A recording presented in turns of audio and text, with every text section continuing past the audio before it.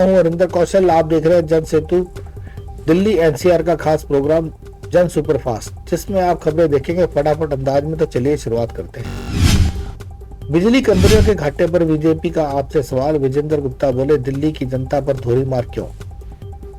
Delhi BJP के प्रदेश अध्यक्ष वीरेंद्र सचदेवा ने दिल्ली की 3 बिजली कंपनियों को लेकर गंभीर सवाल उठाए हैं। उन्होंने कहा, दिल्ली में 3 बिजली कंपनियां बिजली सप्लाई करती हैं और सभी कंपनियां एक ही स्रोत से बिजली लेती हैं और एक ही माध्यम से सप्लाई करती हैं। फिर ऐसा क्या कारण है कि एक कंपनी लाभ में है और दिल्ली सरकार को फायदा दे रही है, जबकि अन्य 2 घाटे का दावा कर रही हैं?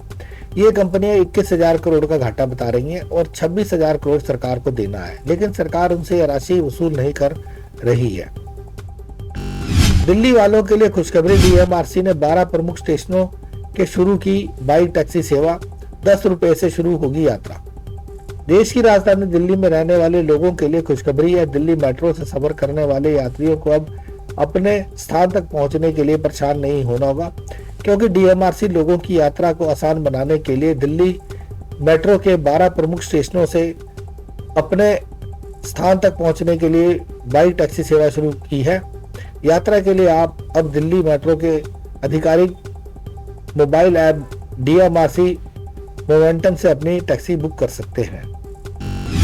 दिल्ली के कस्तूरबा निकेतन इलाके में घिनौनी वारदात। 2 लड़कियों से कार में दुष्कर्म, 5 आरोपी गिरफ्तार। दिल्ली के कस्तूरबा निकेतन इलाके में 10 नवंबर की रात एक गंभीर अपराध का मामला सामने आया, जिसमें 17 और 22 साल की 2 लड़कियों के साथ कथित रूप से यौन उत्पीड़न किया गया। इस घटना के बाद दोनों पीड़िताओं ने पुलिस में शिकायत दर्ज कराई, जिसके आधार पर पुलिस ने तुरंत कार्रवाई करते हुए 5 आरोपियों को गिरफ्तार कर लिया। इन आरोपियों की पहचान शिवम पर्चा, अमन पाल, आशीष, अमर मेहरा और अभिषेक के रूप में हुई है। पुलिस ने घटना में इस्तेमाल की गई कार को भी बरामद कर लिया है, जो इस केस में महत्वपूर्ण सबूत साबित हो सकती है। दिल्ली की जहरीली हवा फेफड़ों को कर रही है कमजोर। पिछले साल 8,801 लोगों ने गंवाई जान। दिल्ली में सांस की बीमारी से होने वाली मौतों से पिछले 18 साल में लगातार बढ़ोतरी हुई है। एक रिपोर्ट के मुताबिक साल 2023 में 8,801 मौतें सिर्फ सांस के रोग की वजह से हुई हैं, जो कुल मौत का 9.93% संख्या है। साल 2005 में यह आंकड़ा 4.91% था, जिसमें अब तक लगभग दोगुनी बढ़ोतरी हो चुकी है। शराब घोटाला मामले में दिल्ली हाईकोर्ट ने पूर्व सीएम केजरीवाल की याचिका पर जारी किया नोटिस। ईडी से जवाब मांगा। दिल्ली हाईकोर्ट ने दिल्ली के पूर्व सीएम अरविंद केजरीवाल की याचिका पर नोटिस जारी किया है, जिसमें उन्होंने सेशन कोर्ट के आदेश को चुनौती दी है। केजरीवाल ने सेशन कोर्ट के फैसले में संशोधन की मांग करते हुए हाईकोर्ट का दरवाजा खटखटाया था, जिसमें प्रवर्तन निदेशालय द्वारा दायर शिकायतों के संबंध में अदालत द्वारा जारी समन को चुनौती देने वाली उनकी चुनौती को खारिज कर दिया गया था। ईडी ने केजरीवाल के पूर्व नोटिस के बावजूद उनके समक्ष पेश न होने पर समन जारी किया था। ईडी ने याचिका का विरोध किया और हाईकोर्ट ने अब मामले की सुनवाई 19 दिसंबर को तय की है। दिल्ली वालों को लगेगा बड़ा झटका। पार्किंग के लिए देना पड़ सकता है दोगुना शुल्क। 14 नवंबर को होगी एमसीडी की बैठक। दिल्ली वालों का जेब खर्च जल्द बढ़ने वाला है। ऐसा इसलिए क्योंकि दिल्ली नगर निगम जल्द ही 400 जगहों पर पार्किंग शुल्क दोगुना करने की तैयारी में है। इसके लिए 14 नवंबर को बैठक होगी, जिसमें संशोधित प्रस्ताव प्रस्तुत किया जाएगा। एमसीडी के एक अधिकारी ने बताया कि पिछले 9 महीनों में ग्रैब लागू होने से पहले भी पार्किंग फीस को बढ़ाने का प्रस्ताव दिया गया था।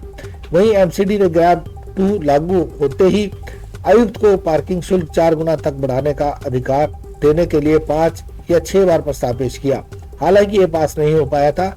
एक बार फिर से पार्किंग फीस बढ़ाने वाले प्रस्ताव को बैठक में रखा जाएगा। दिल्ली का कचरा मॉडल 10 लाख लोगों के फेफड़े खराब कर रहा है। ओखला प्लांट पर एनवाईटी रिपोर्ट की 5 बड़ी बातें।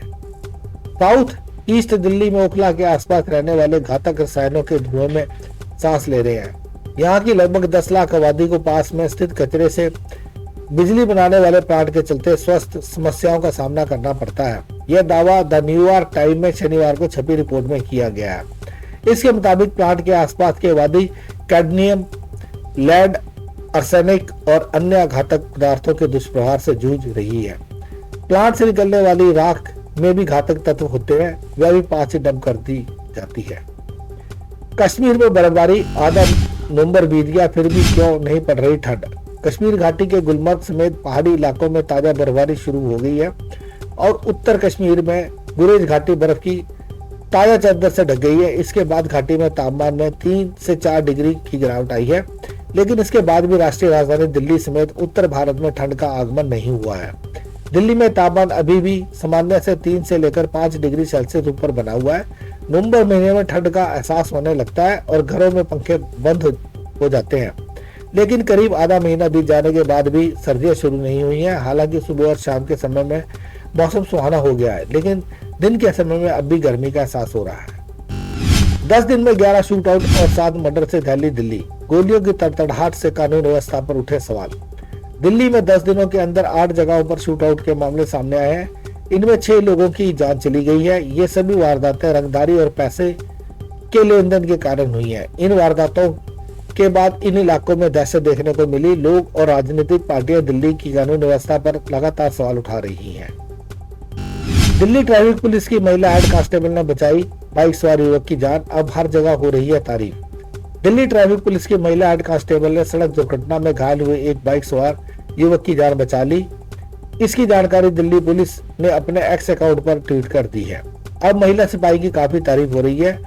एएफएस पालम गेट पर 2 बाइक आपस में टकरा गई और हादसे के बाद एक बाइक सवार युवक सड़क के किनारे गिरकर बेहोश हो गया। महिला सिपाही ने जैसे ही देखा वह तुरंत मौके पर पहुंची। इसके बाद उन्होंने युवक को पलट कर देखा तो बाइक सवार ठीक से सांस नहीं ले पा रहा था और वह बेहोशी की हालत में था। सतीश कुमारी ने अपनी सूझबूझ दिखाते हुए पहले युवक को सीपीआर दिया और उन्हें पीसीआर की मदद से अस्पताल भिजवाया। हालांकि युवक को सीपीआर की वजह से ही बीच में ही होश आ गया।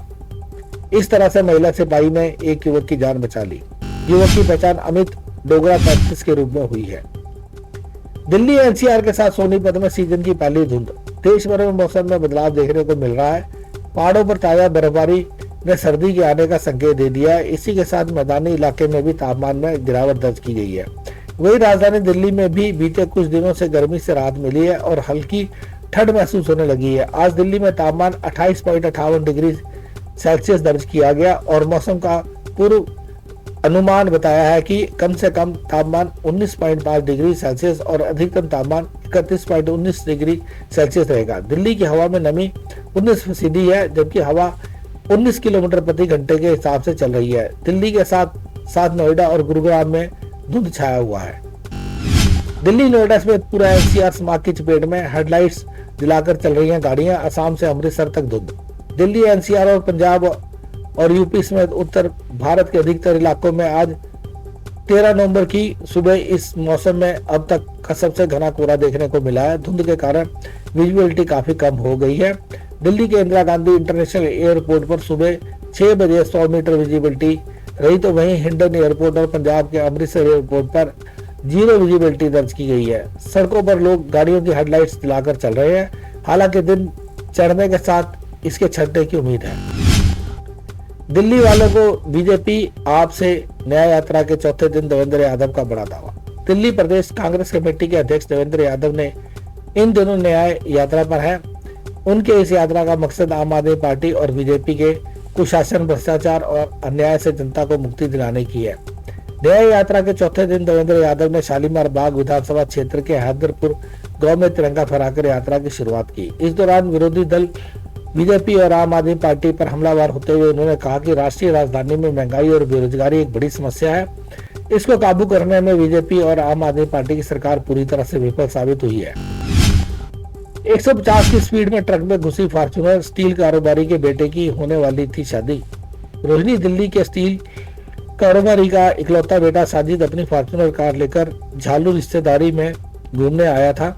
वह झालू के अपने मौसेरे भाई और एक अन्य दोस्त अनस के साथ बिजनौर में खाना खाने आया। रात में 10:30 बजे खाना खाने के बाद गाड़ी लेकर तीनों युवक 4 लेन हाईवे पर निकल गए। 150 किलोमीटर प्रति घंटा से अधिक की रफ्तार पर दौड़ रही फॉर्च्यूनर ट्रक में जा घुसी।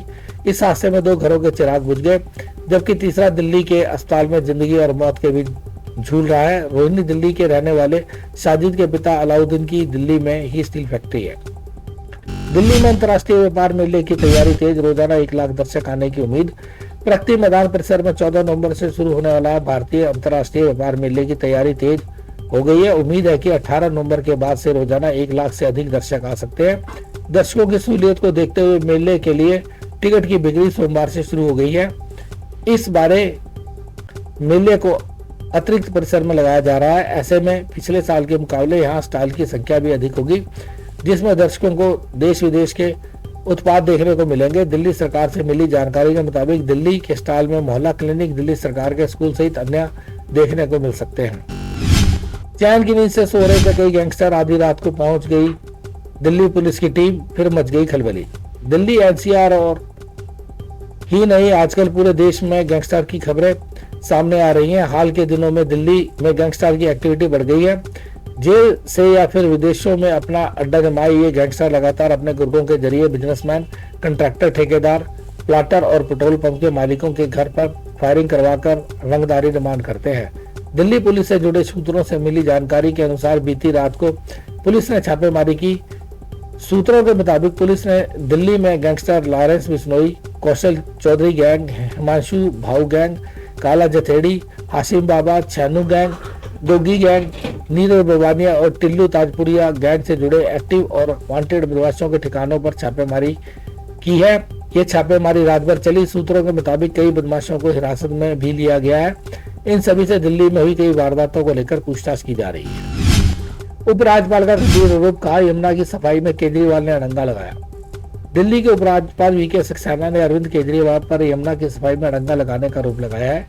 उपराज्यपाल वीके सक्सेना ने कहा कि यमुना की सफाई का काम सर्वोच्च न्यायालय ने अपने अधिकार में लिया था, लेकिन सफलता न मिलने पर इसे एनजीटी को दे दिया। 7 साल में एनजीटी को भी इसमें कोई सफलता नहीं मिली थी। इसके बाद उन्हें यमुना के लिए काम करने का अवसर मिला। इसके बाद यमुना की सफाई का अभियान शुरू हुआ, लेकिन अरविंद केजरीवाल सरकार ने सर्वोच्च न्यायालय जाकर इस पर स्टे ले लिया, जिससे यमुना की सफाई का काम रुक गया। उन्होंने कहा कि यदि यमुना को साफ करने का दिया गया होता तो आज यमुना की स्थिति कहीं बेहतर होती। प्याज की कीमतों में आया उछाल ने बढ़ाई सबकी नींद। ताजा रेट सुनकर तो उड़ जाएगी नींद। देश भर में प्याज की कीमतें एक बार फिर आसमान छू रही हैं। इस समय जब थोक बाजार में कीमतें 70 से 80 रुपए प्रति किलोग्राम के बीच पहुंच गई हैं, आम आदमी की जेब पर भारी असर पड़ रहा है। हाल ही में थोक बाजारों में प्याज की कीमत में भारी बढ़ोतरी देखने को मिली है। पहले जहां प्याज 40 से 60 रुपए प्रति किलो के बीच बिकता था, वह अब 70 से 80 रुपए प्रति किलो तक पहुंच गया है। दिल्ली के एक विक्रेता के अनुसार मंडी से जिस कीमत पर प्याज खरीदते हैं, उसी का असर हमारी बिक्री कीमत पर पड़ता है। लोग इसे खरीद रहे हैं क्योंकि यह हमारी रसोई का मुख्य हिस्सा है। ग्राहक और विक्रेता दोनों ही सरकार से अनुरोध कर रहे हैं कि रोजाना की सब्जी की कीमतों को नियंत्रण किया जाए। इससे न केवल ग्राहकों को राहत मिलेगी, बल्कि बाजार में स्थिरता भी आएगी। हम गृह मंत्री को भी कोर्ट लाएंगे, आदेश का पालन न होने पर बिफरा सुप्रीम कोर्ट। सुप्रीम कोर्ट ने केंद्र शासित प्रदेश पांडिचेरी की सजा समीक्षा बोर्ड को कड़ी फटकार लगाई है।